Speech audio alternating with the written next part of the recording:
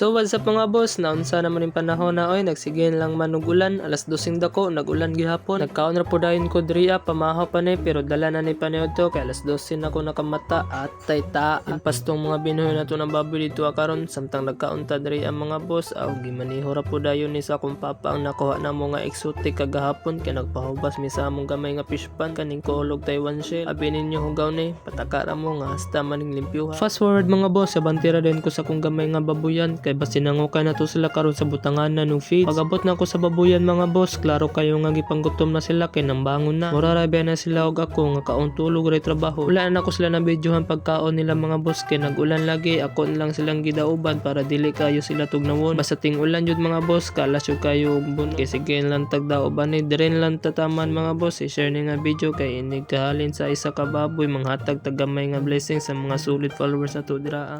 Shoutout lang pod kang Donggilya Jonathan o kang Biang Biang. Daghang salamat sa support boss and ma'am.